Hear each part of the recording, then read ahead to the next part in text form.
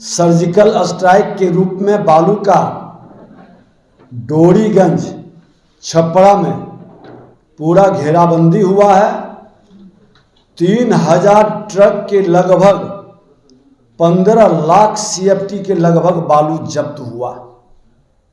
अवैध खनन हर हाल में बंद हो, ओवरलोडिंग पर हमने अंकुश लगाया है और लगभग 90% ओवरलोडिंग बंद है। जो पकड़वाएंगे हमारे बिहारी योद्धा। ऐसे जो अवैध कारोबार के संबंध में जानकारी देते हैं और वैसे लोगों को ट्रक पर 10,000 रुपया, ट्रैक्टर पर 5,000 रुपया का इनाम भी हमने घोषित किया है और वह इनाम लगभग 4 दर्जन से ज़्यादा लोगों को हम लोग देने भी जा रहे हैं। सभी थाने के अंदर CCTV कैमरा लगे। जिस थाना क्षेत्र के अंतर्गत वो गाड़ी निकलेगा उस थाना का जिम्मेवारी भी तय की जाएगी। आप लोगों को एक जानकारी देने कि कल हम लोग हेलीकॉप्टर से बालू घाटों का निरीक्षण किया और उन बालू घाटों के निरीक्षण के दरमियान कई जगह कई जानकारी भी प्राप्त हुई है। उस जानकारी के आधार पर आज रात्रि में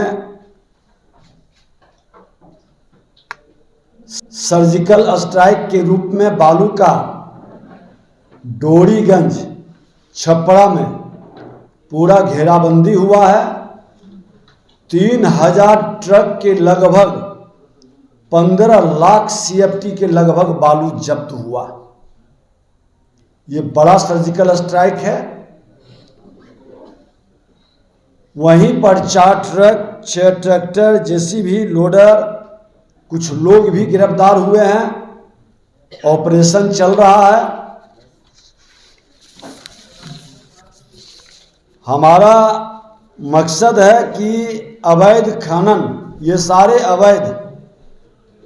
अवैध खनन हर हाल में बंद हो, ओवरलोडिंग पर हमने अंकुश लगाया है और लगभग 90% ओवरलोडिंग बंद है।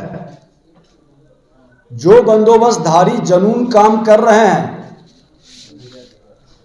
उनका लगभग ओवरलोडिंग वो बंद किए हुए हैं। वो जानते हैं कि अवैध खनन ओवरलोडिंग के गाड़ी पकड़ाने पर 10 लाख रुपया ट्रक पर, 5 लाख रुपया ट्रैक्टर पर, और जो पकड़वाएंगे हमारे बिहारी योद्धा। ऐसे जो अवैध कारोबार के संबंध में जानकारी देते हैं उस बिहारी योद्धा जो मोबाइल के यूट्यूबर के रूप में काम करते हैं, प्रेस मीडिया से जुड़े लोग हों, जिन किसी का भी रिपोर्ट आएगा, पूरे वीडियो आएगा, वो गोपनीय भी रखा जाएगा और हमारे प्रधान सचिव और डायरेक्टर के जिम्मे ये डिटेल नंबर, मोबाइल नंबर आता है, उस पर डिटेल आता है। कमांड कंट्रोल से हम उसका मॉनिटरिंग करते हैं और वैसे लोगों को ट्रक पर 10,000 रुपया, ट्रैक्टर पर 5,000 रुपया का इनाम भी हमने घोषित किया है और वह इनाम लगभग 4 दर्जन से ज़्यादा लोगों को हम लोग देने भी जा रहे हैं। और वो बिहारी योद्धा निश्चित तौर पर बिहार के हित में काम करने वाले लोग हैं। उसकी गोपनीयता हम बरकरार रखेंगे, लेकिन उनको प्रत्यक्ष या अप्रत्यक्ष सम्मानित भी उनकी इच्छा के अनुकूल किया। हमने अपने विभाग के पदाधिकारी और जिला अधिकारी से कहा है कि जब्त बालू लोगों के डिमांड के हिसाब से आप उसको सेल करें ताकि बालू का कोई रेट बढ़ा ना सके, बालू की कमी कहीं हो न सके। कुछ लोगों की मंशा थी कि हम ट्रक का आंदोलन करवा दें, ट्रक का चक्का जाम करा दें। हमने ट्रक वालों से बैठकर हमने कहा कि आज ओवरलोडिंग से आपके ट्रक का लाइफ बढ़ रहा है, हमारी सड़क की आयु बढ़ रही है, दोनों को लाभ है। और उन लोगों ने इसे स्वीकारा है।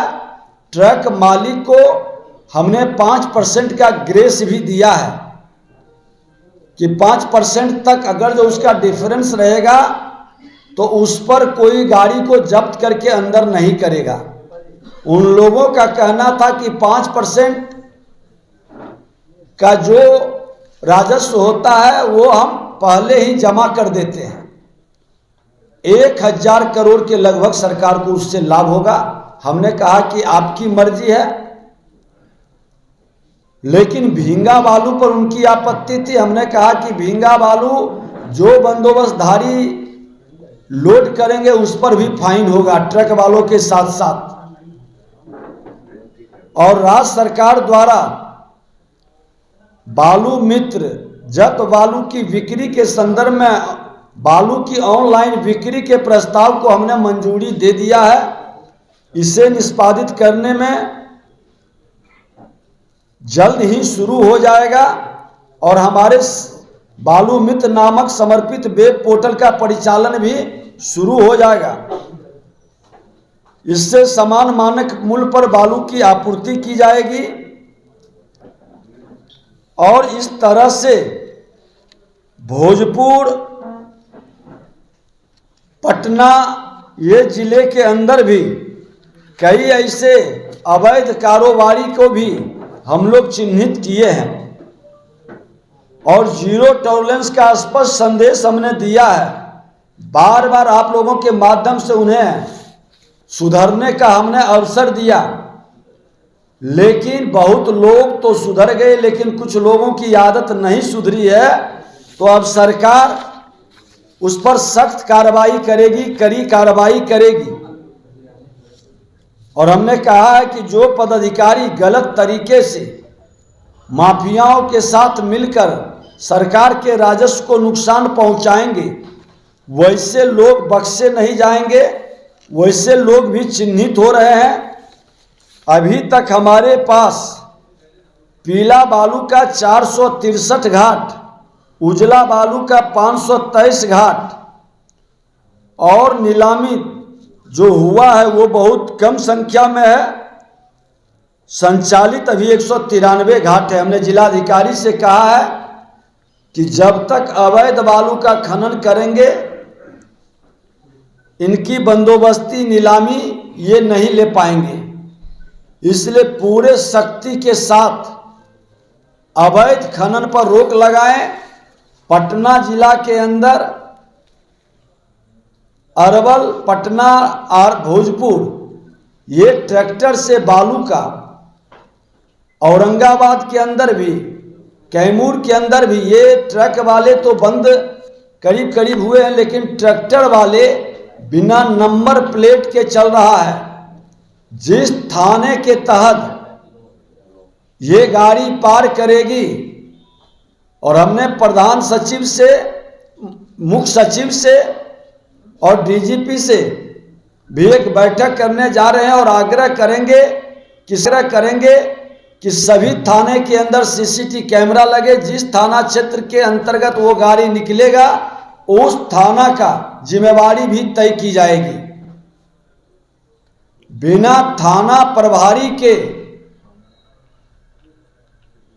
ईमानदारी से मॉनिटरिंग करेंगे तो इस तरह के अवैध खनन हाल हाल में रुकेंगे।